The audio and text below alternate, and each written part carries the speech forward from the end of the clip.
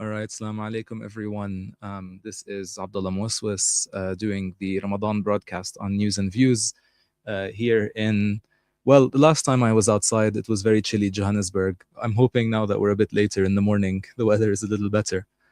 Um, and so, just to repeat, of course, you can join the conversation. Our studio line is 011-680-0355. Our WhatsApp is 061-766-0355. And you can reach us on X as well at Salam Media with the hashtag Ramadan 2026 SM, facebook.com/Salam Media, and the online platform for streaming is salammedia.com/listen-live. And so during this segment, we'll be joined by another special guest, a pharmacist from KwaZulu Natal, Mahomed Zahir Haniff, joins us live on the air. Assalamu alaikum, Muhammad. How are you? Wa alaikum salam wa rahmatullah. Alhamdulillah. How are you, Abdullah? Alhamdulillah, I'm very good. Um, so I sent this article last night about your time in Gaza, and of course, it seemed incredibly harrowing. Can we just to start out by, can you please tell us when were you there, how long were you there for, and in what capacity? Okay, so I actually went into Gaza as a part of the EMT program coordinated by the WHO. So I went with an NGO called GODA, which stands for Gift of Disability Alleviation. And I was there for a period of just over 2 weeks, from the 20th of January till about the 5th of Feb. And I went as a pharmacist, and but my role was very versatile there. So I used to do a lot more than, actually I didn't even dispense any medication.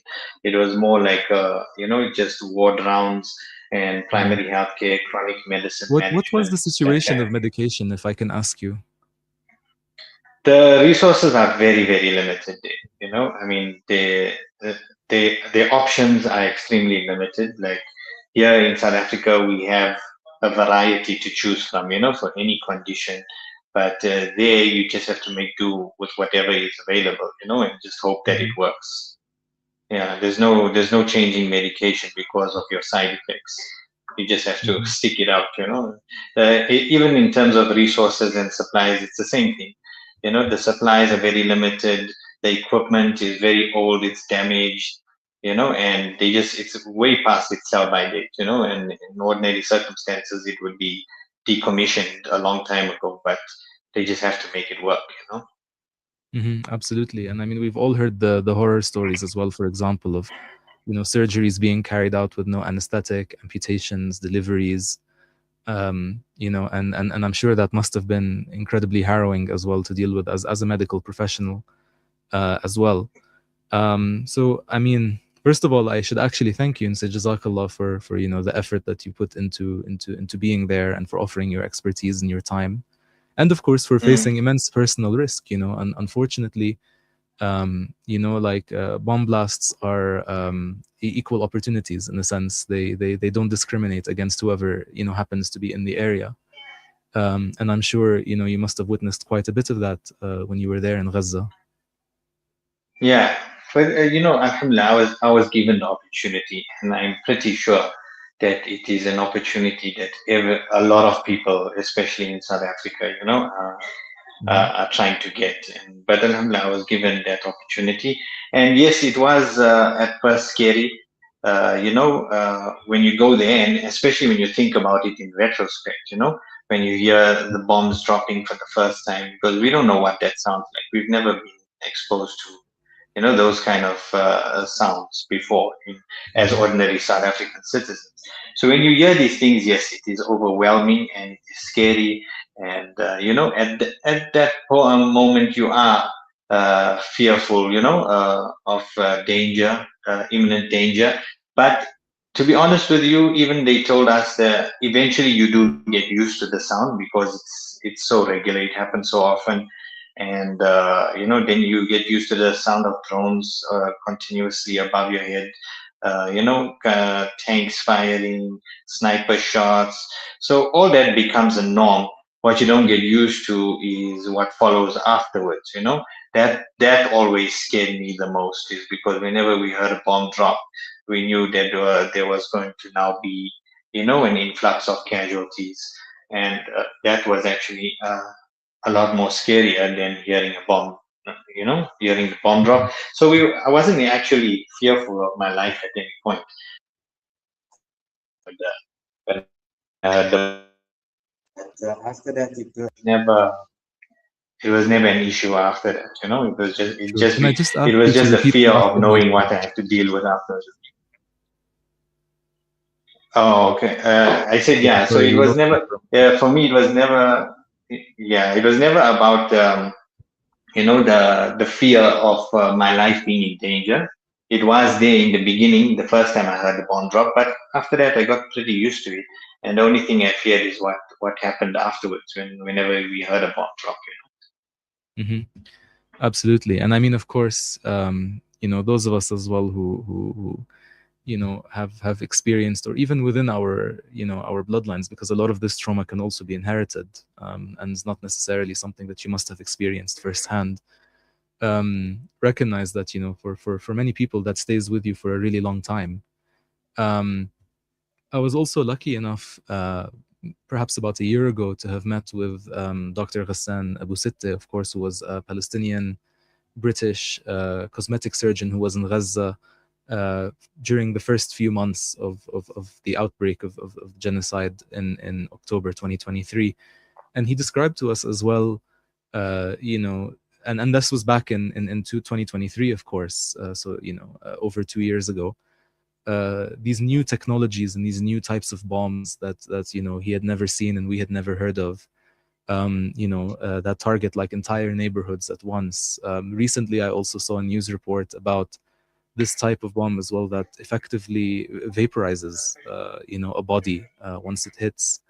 Um, and so, I mean, without going too much into like gory details, I think it's really important for people to know that, like the scale of what sort of technology people in Gaza are up against, and the scale of, sort of advanced cutting edge technology that people are confronting over there is something, Mm. truly terrifying if we think about the future of this world. And so what how was it like trying to deal with these, like after effects that in many ways possibly were even unprecedented? I imagine that must have been incredibly hard work. Yeah. So, okay. Well, in terms of the technology that they're using, I can't speak too much on that because I never actually seen it, upfront and firsthand. But like, I can tell you that, a lot of it is remote control.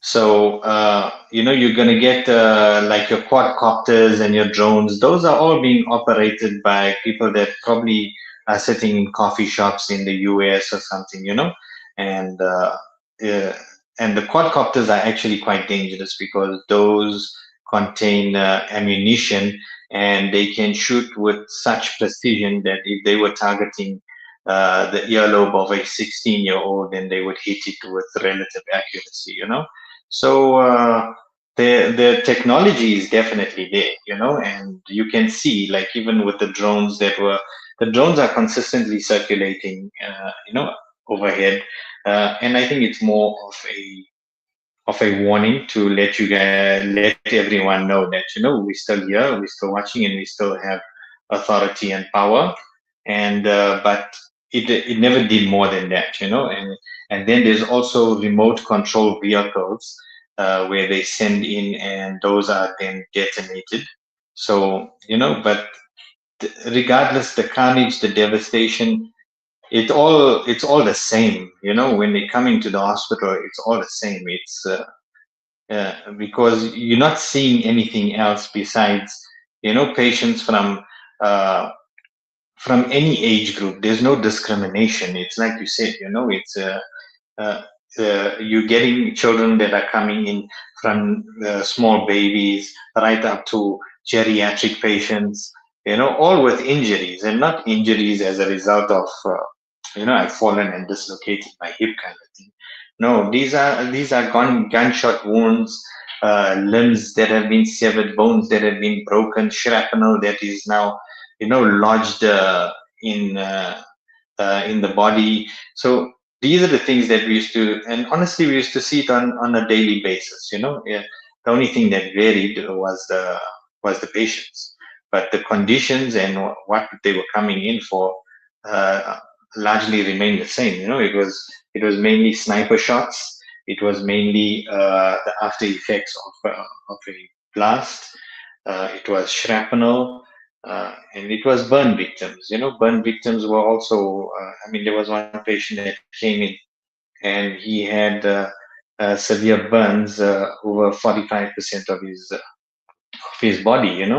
And to be honest, we didn't have the necessary resources on hand. We didn't have the large enough plasters to apply onto this patient, and just had to make do with what was available, and be innovative in with regards to the treatment.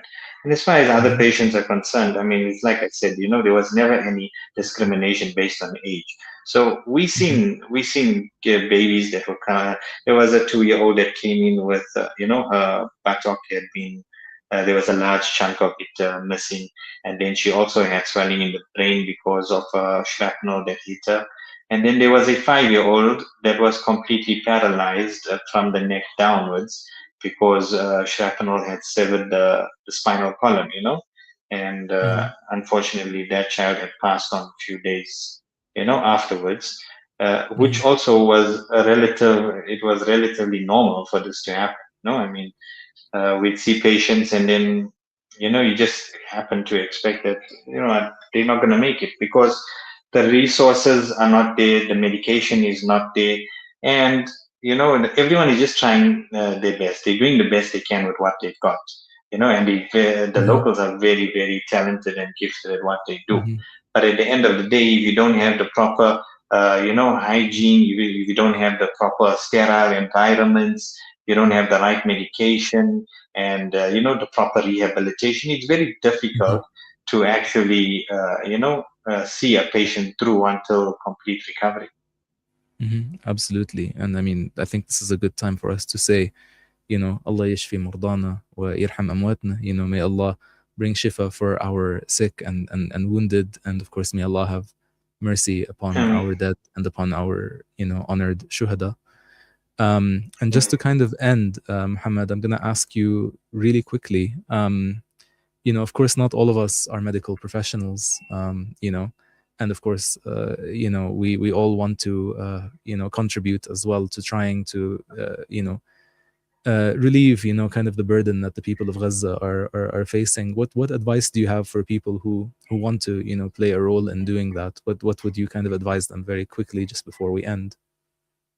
Okay, so well, when it comes to medical professionals, do what I did. Everyone thinks it's impossible to go to Gaza, and until I took that step, I believed it as well. So apply, submit your application. Everyone wants to do their part. Everyone wants to help. You can go there. It's not as risky as you might think. You are in relative safety, Hmm. but at the end of the day, the risk is there. But Hmm. take Sorry, who that do you first step. submit your application to? So there is, well, basically you're going to look at which NGO is offering, is looking for which positions. Hmm. So Right. if you follow me on social media, I generally advertise that, and Hmm. on so, but the first step is to submit an application. There's no guarantee you're going to be chosen. There's no Hmm. guarantee you're even going to get through if you are chosen. So, but it starts off by taking that first step. Submit that application, and do your part in getting more done than just boycotting and reposting on social media. As far as everyone else that is concerned in terms of non-medical personnel, then my advice is, what, besides dua, besides donations and charity organizations, and social media reposting, and being active and voicing your opinion out there. The biggest thing I think we can do is rectify ourselves. We need to look deep within ourselves, because we are what's wrong with the ummah. We need to be more united and present a more united front. There's 2 billion 2 billion Muslims in the world. Imagine if we were all united. You tell me, who would dare stop us? Who would dare interfere with us?